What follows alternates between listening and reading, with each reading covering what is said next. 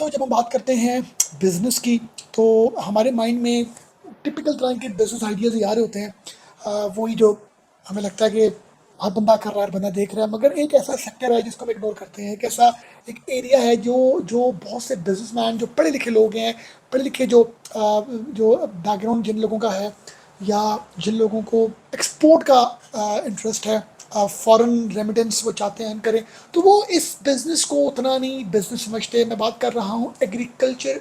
ये जो एक इंडस्ट्री है, एग्रीकल्चर जो सेक्टर है, इसके अंदर बहुत सी ऐसी अपॉर्चुनिटीज़ हैं जो आपके लिए बिज़नेस करने के हवाले से बहुत ही ज़्यादा एक उस पर पोटेंशियल है।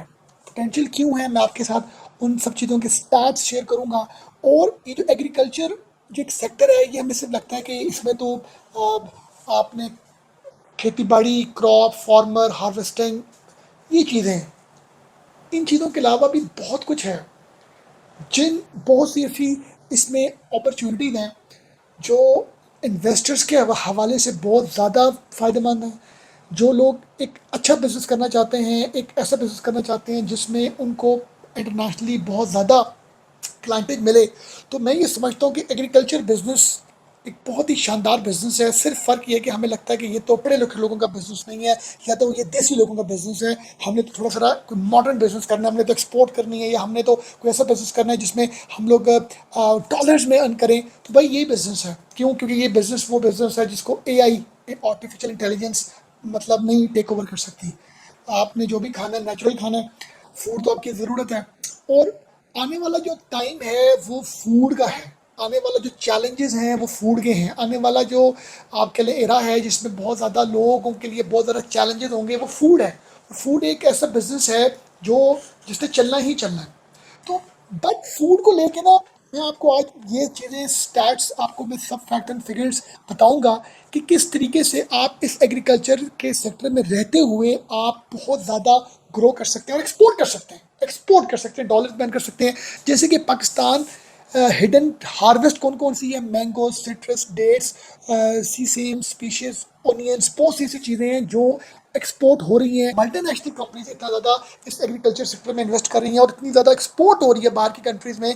ये मैं अब आपको लेके जा रहा हूँ अपनी कंप्यूटर स्क्रीन की तरफ, जहाँ पर मैं आपको A to Z एक्सप्लेन करूँगा, वर्ड टू वर्ड एक्सप्लेन करूँगा कि कैसे ये जो एग्रीकल्चर बिजनेस है ये पाकिस्तान में ग्रो हो रहा है और लोग एक्सपोर्ट इसकी कर रहे हैं।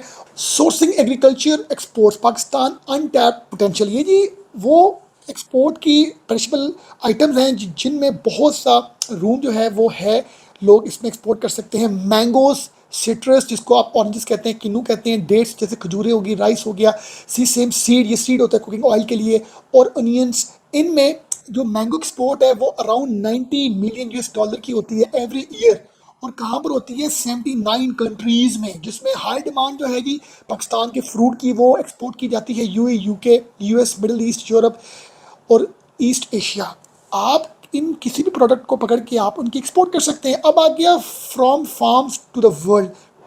2023 टू 2024 में पाकिस्तान एग्रो फूड एक्सपोर्ट जो थी वो 8 बिलियन US डॉलर की थी, और अब 2025 में के फर्स्ट मंथ में 3.96 बिलियन US डॉलर्स की एक्सपोर्ट हो रही है। टॉप एक्सपोर्ट आइटम पाकिस्तान से कौन से हैं? Rice, meat, onions, mango, cherries, sea food.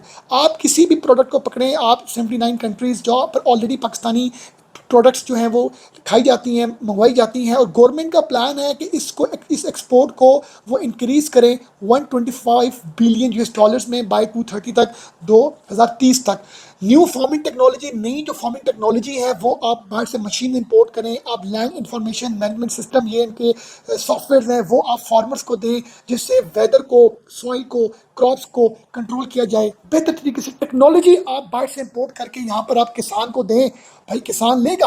आपकी जितनी बेहतर आपकी जो है वो मशीनरीज यहाँ पर इंस्टॉल होंगी, उतनी बेहतर प्रोडक्ट जो है वो आप बना के एक्सपोर्ट कर सकेंगे। फिर आगे जी export market and opportunities. Citrus जो है, किन्नू जो है, ये एक्सपोर्ट होता था 2003 में 1,08,000 टन। अब की मैं अगर बात करूं 2003 से लेकर 2021 तक, तो 4,40,000 टन जो है ये 2021 में एक्सपोर्ट हुआ, और इसमें जो अर्निंग इंक्रीज हुई वो 22 मिलियन US डॉलर से 171 मिलियन डॉलर हुई। और बिगेस्ट बायर कौन कौन से हैं जी? अफगानिस्तान, रशिया, ये दोनों कंट्रीज आपके बॉर्डर, आपकी रोड बाय रोड यहाँ पर आपकी लॉजिस्टिक जाती हैं। यूएई, इंडोनेशिया, फिलीपींस, और इंटरनेशनली जो है आप अगर अपने फार्मर को आप एजुकेट करें, अपनी कोई आप बाहर से मशीन इंपोर्ट करें, आप बाहर से टेक्नोलॉजी इंपोर्ट करें, यहाँ पर उसको सेल करें, इंस्टॉल करें, तो आप इंटरनेशनली जो क्वालिटी स्टैंडर्ड को मीट कर सकते हैं। तो बहुत अपॉर्चुनिटीज हैं इस बिजनेस में। और मेन चैलेंजेस क्या सामना, किन चीज़ों का सामना है? कोल्ड स्टोरेज फार्मर के पास अभी तक उस तरह नहीं है, और ट्रांसपोर्टेशन प्रॉब्लम्स, वही पुरानी जो ट्रक्स हैं या वो गाड़ियाँ हैं, डालें हैं, जहाँ पर चीज़ों की मतलब 40 to 50% जो प्रोडक्ट है वो ख़राब हो जाती है।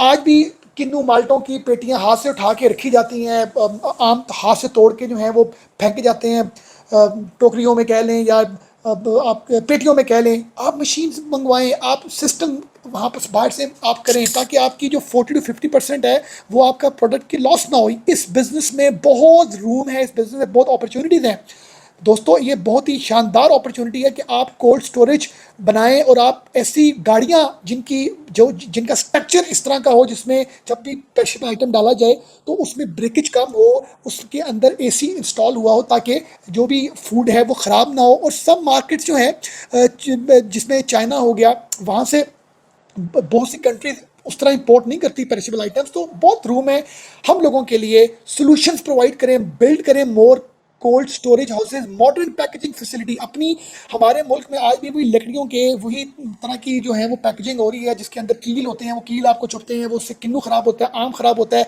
प्लास्टिक की आप ऐसी सी या गत्ते की ऐसी सी पैकेजिंग आप बाहर से मंगवाएं, यहाँ पर बनाएं, और जो हीट प्रूफ हो, वाटर प्रूफ हो, जहाँ पर लीकेज प्रूफ हो। तो बहुत सी तरह का आपको जो है वो अपॉर्चुनिटीज मिल सकती हैं। Value added products, juices, dry fruits की पैकेजिंग के हवाले से आप बहुत ज़्यादा ग्रो कर सकते हैं इस बिजनेस में। जो भी पाकिस्तान से सिट्रस, मैंगो, सीड्स और ड्राई फ्रूट कहाँ पर जाता है, उन्हीं यूरोपियन कंट्रीज में, या आप यूएस मार्केट के लिए, क्या आप जानते हैं कि अब इस टाइम पर 3 से 4 नए कंट्रीज हैं जिन्होंने पाकिस्तान की से इंपोर्ट करना शुरू हुई है। Pakistan can become a top agriculture exporter by 2030। और न्यू अपॉर्चुनिटीज निकल रही हैं। सी फूड पूरी दुनिया में खाया जाता है, चेरीज और नॉन ट्रेडिशनल क्रॉप्स, और बहुत कुछ ऐसा है जो आप इस बिजनेस में फार्मर को अच्छी टेक्नोलॉजी दें, उसको अच्छा सीड दें, उसको कोल्ड स्टोरेज हाउसेज दें, उसको अच्छी आप जो है वो ट्रांसपोर्टेशन प्रोवाइड करें। आप इनमें किसी भी एक बिजनेस को स्टार्ट करके जो है आप जो इंटरनेशनल स्टैंडर्ड के अकॉर्डिंगली आप एक्सपोर्ट कर सकते हैं। आप मशीन मंगवा के यहाँ पर रेंट आउट कर सकते हैं, आप मशीन यहाँ पर मंगवा के सेल कर सकते हैं।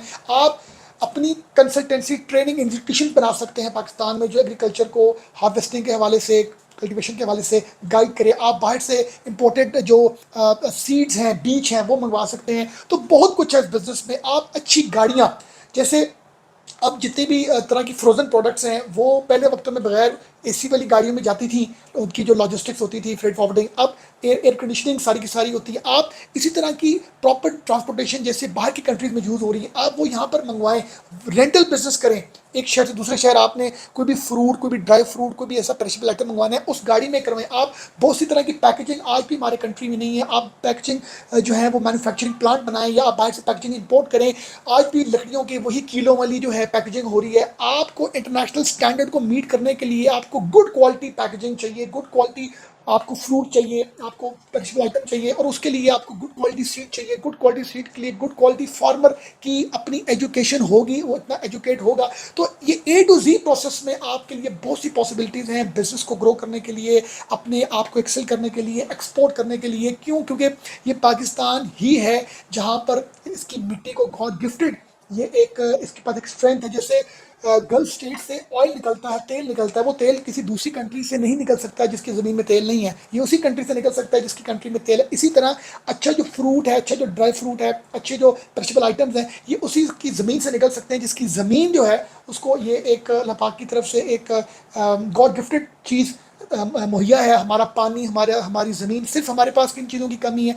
हमारे पास अच्छे जो स्टैंडर्ड की आप कह लें टेक्नोलॉजी नहीं है, हमारे पास वो एजुकेशन नहीं है, हमारे पास बहुत सी ऐसी चीज़ें नहीं हैं जो चीज़ें इन्वेस्टर ला सकता है। बहुत सी ऐसी चीज़ें जो हैं वो एजुकेशन से, बिजनेस से, फंड से ला के यहाँ पर अगर वो इम्प्लीमेंट की जाए तो बहुत सा आपके लिए बिजनेस जो है वो आपको मिलने के चांसेस, एक्सपोर्ट करने के चांसेस आपके लिए बहुत ही ब्राइट हैं। अपना बहुत ख्याल रखिएगा। Thank you very much.